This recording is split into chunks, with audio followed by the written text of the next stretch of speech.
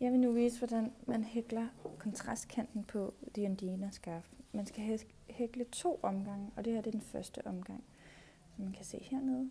Og jeg viser her, hvordan.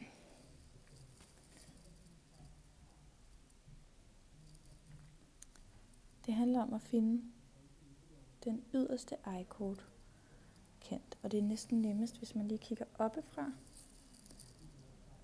Og så finder det ene ben. Det er altså ikke begge ben, man skal igennem, som man normalt gør, hvis man hækler kanter. Men her skal vi bare have en, så den lægger sig yderligt og luftigt rundt om. Så et ben stikker man hæklenålen igennem, slår garnet om, trækker det igennem benet, slår om og igennem begge to. Det var en fast maske.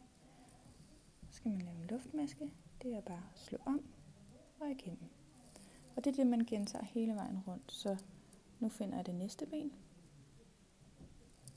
Det kan godt være lidt svært at se, når man lige har vasket det. Ligesom jeg har. Ben. Slå om. Igennem ben. Slå om. Igennem begge. Og nu er den der. Igennem begge. Og slå om. Og igennem. Altså fastmasken. Igennem ben. Og så slå om. Ben.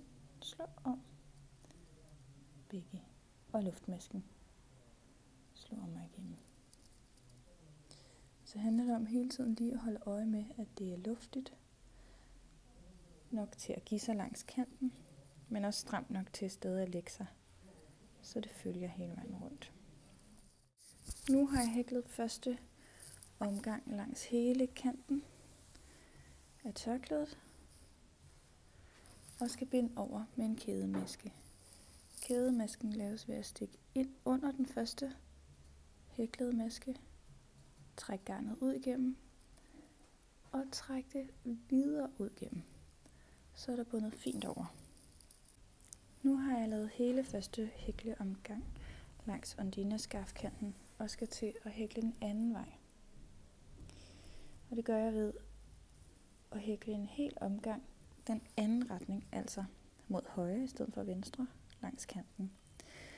Og anden omgang består i en krabsemaske efterfulgt af en luftmaske. Og en krabsemaske er i princippet bare en omvendt fastmaske, forstået på den måde, at jeg går ind under den luftmaske, der er til højre, for der, hvor jeg befinder mig, slår garnet om,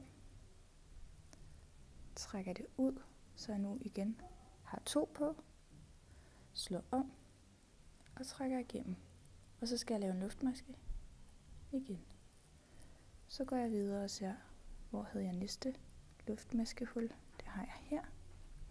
Går jeg under, slår om. Jeg skal lige finde ud af, hvad vej jeg synes, det er rart for at kunne trække den ud og ikke blive forvirret. Der. Og så slå om og igennem 2. Og en luftmaske. Så finder jeg igen næste hul her. Hernede. Slå om igennem. Jeg har 2. Slå om igennem begge. Og en luftmaske. Så lægger det sig som sådan en fin ekstra kant her. Jeg viser det lige en gang til.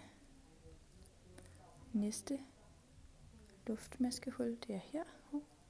Igennem det hele. Slå om. Træk igennem.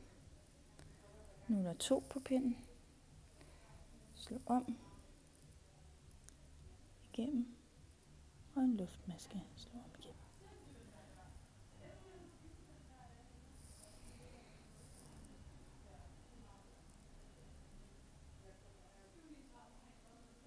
Man skal lige ind i sådan og greje den anden vej. Men den lægger sig så fint og snurret her, som I kan se.